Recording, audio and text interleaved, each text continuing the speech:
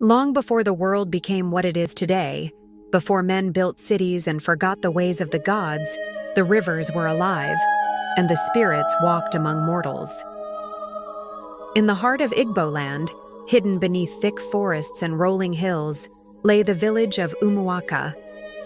It was a land of farmers, fishermen, and storytellers, blessed with fertile soil and a river whose waters never ran dry, the Njaba River. But what the people of Umuaka knew, and what outsiders never truly understood, was that the river had a guardian. She was not just water.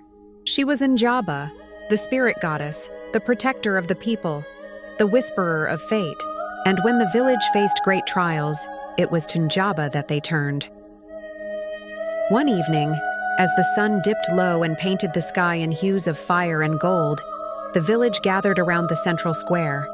The elders sat on their carved stools, their faces grim, while the young ones listened in silence. Something was wrong. "The river is drying," said Eza Oji, the oldest man in Umuaka. His voice was weak, but the weight of his words was heavy. Gasps filled the air. The Njaba River had never run dry, not in the time of their fathers or their fathers' fathers. It was said that as long as Njaba watched over them, the river would flow and the land would thrive. "The yams are withering," Adaizi, the village healer, added. "The fish are vanishing. Even the rain has turned away from us." The people murmured, fear creeping into their hearts. Without the river, there was no life. Then, from the shadows of the great silk cotton tree, an old woman stepped forward. She was Nena, the Dibia, the priestess of Njaba. Her eyes, clouded by age, still held the wisdom of generations. She raised her staff, and silence fell. "This is no ordinary drought," she said. "The goddess is displeased." A shiver ran through the crowd. Njaba displeased? Had they done something to offend her? "She must be appeased," Nena continued. "Tonight, I will go to the river to seek her voice. But I will need someone to come with me." For a long moment, no one spoke. To walk the riverbanks at night was to invite the unseen. But then, a young girl stepped forward. "I will go," she said. The villagers turned to look at her, Ifunanya, the Dibia's granddaughter. She was barely 15 seasons old, but her spirit was strong. Nena nodded. "Then let us go." The night was thick with mist when they reached the Njaba River. The moon cast silver light upon the water, but something was wrong.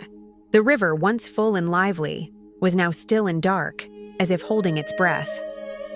Nena knelt by the shore and dipped her staff into the water.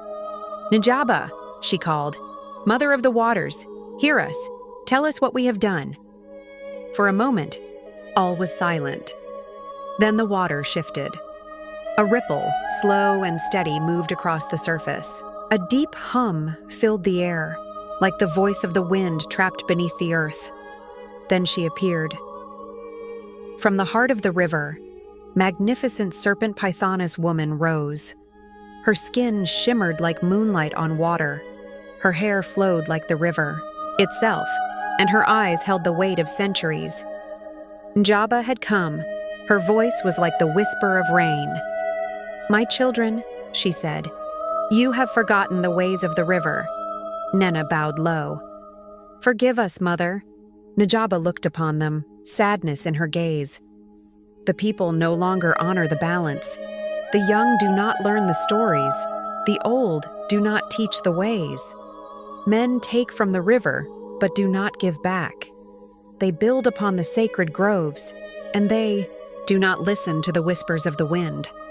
I have waited, but now the river must speak." A great wind rose, and the water churned. Ifunanya clutched her grandmother's hand. "Tell us what we must do," Nena pleaded. Njaba lifted her hand.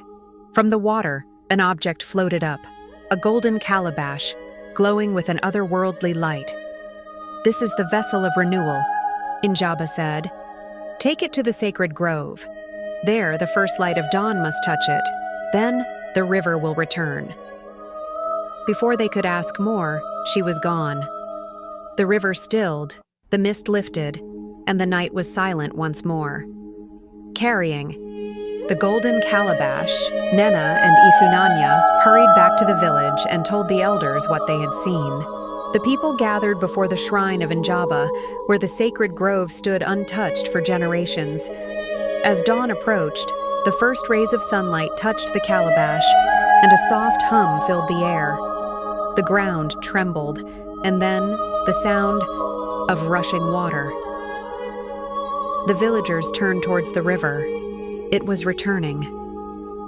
Water bubbled from the dry earth, flowing once more with life. The fish returned, the yams regained their color, and rain clouds gathered in the sky. Njaba had kept her word. That night, the people of Umuaka held a great feast in honor of the river goddess. They sang the old songs, told the old stories, and swore never again to forget the ways of the land. Ifunanya, now forever changed, vowed to become the next Dibia, to teach the young, to remind the people that the river was not just water, it was life. And so, the Njaba River flowed once more, carrying with it the spirit of a goddess who watched over her people as long as they never forgot her name. To be continued.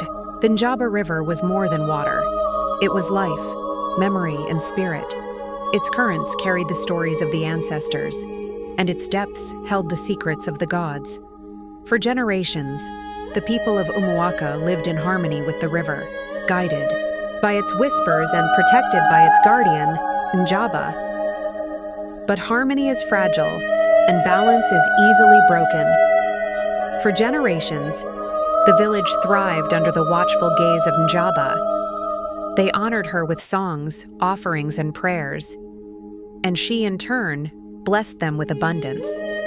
But the balance of the land depended on one person, the Dibia, the priestess of Njaba. For years, Nena held this sacred role. She was wise, kind, and deeply connected to the spirit world, but her time in the mortal realm was ending. One evening, as the sun painted the sky in hues of fire and gold, Nena called her granddaughter, Ifunanya, to her side. "The time has come," she said, her voice steady but soft.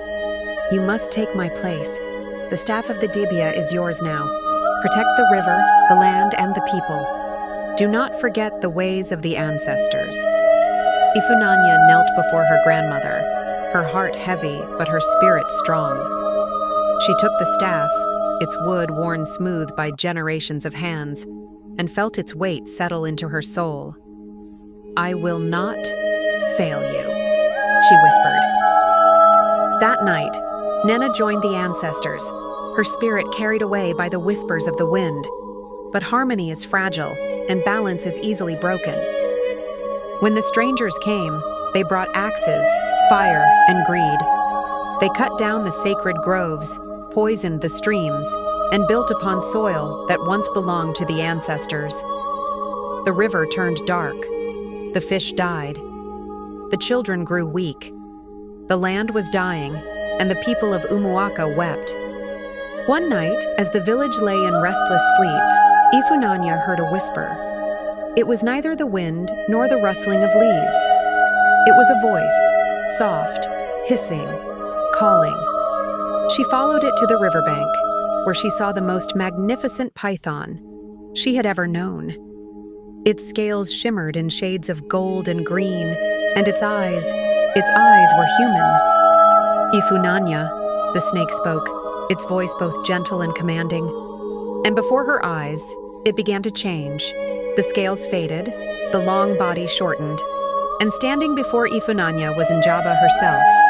She was tall, with skin like dark river clay, her hair flowing like water. Around her neck coiled a small golden python, its eyes unblinking. "My child," Njaba said, "your people have forgotten the ways of balance. The river suffers, and so does the land. The time has come for them to choose." Ifunanya carried Njaba's message to the elders. "Restore what was lost," she said, "or the river will take back what was given." But the strangers refused to listen. And then, the earth trembled, the river roared, the trees howled. Njaba's judgment was swift and merciless. The strangers vanished into the earth, their screams swallowed by the wind. Balance was restored. The rains returned. The river flowed clear once more, and the land flourished.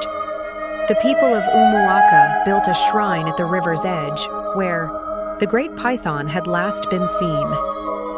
They sang the old songs, passed down the old stories, and taught their children never to forget.